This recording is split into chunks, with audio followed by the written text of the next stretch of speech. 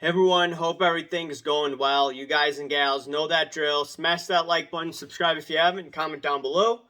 Follow me on Instagram at AIH_sports. Follow me on my finance channel at AIH Finance. Got another signature through the mail. This is by a non-sports card player or non-sports player.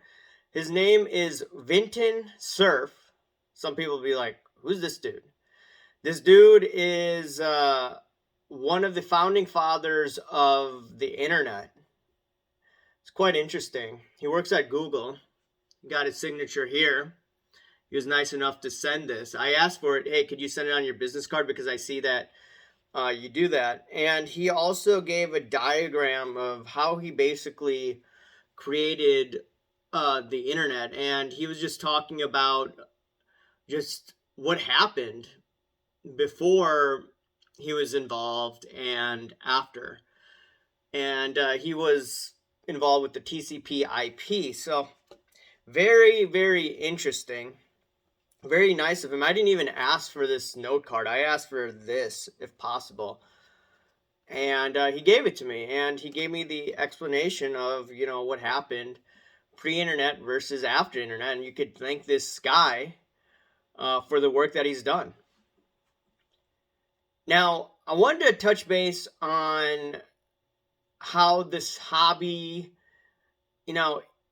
it's a marathon and not a sprint. And a lot of people treated it like a sprint a couple years ago.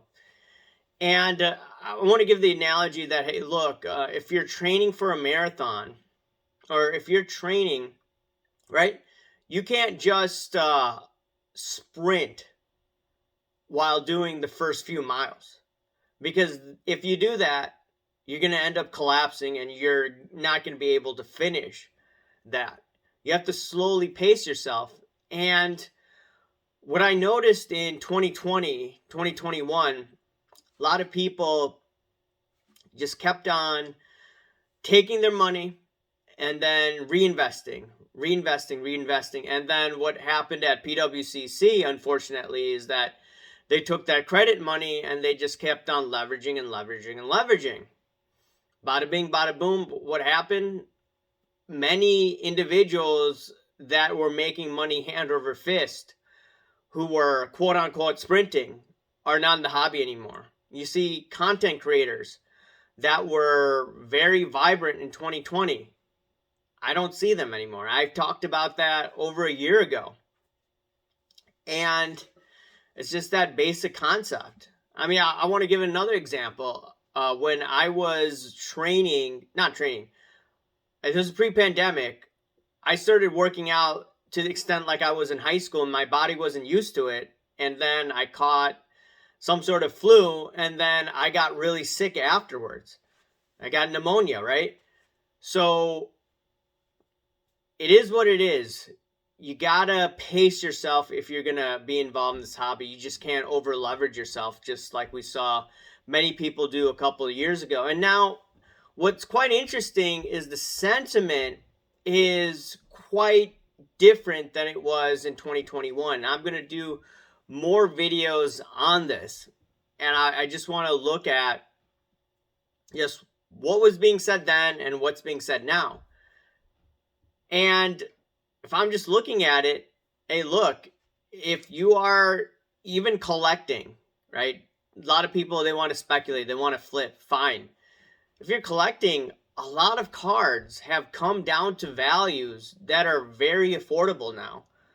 I could buy some of these raw cards that I'm sending in for autographs very cheaply. A couple of years ago, if you were to buy them, you'd be paying significantly more.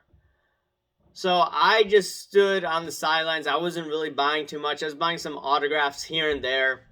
People laughed at me. But once again, this is a marathon. This is not a sprint.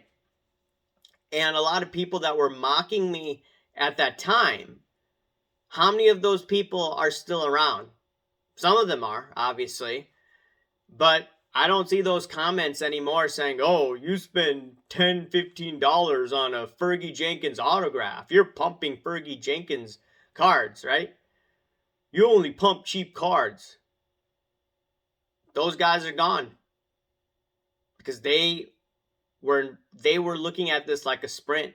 They thought it was an easy money grab, but it isn't. So anyways, guys and gals, let me know what you think about this. Remember to smash that like button, subscribe if you haven't, comment down below. Thank you. Bye.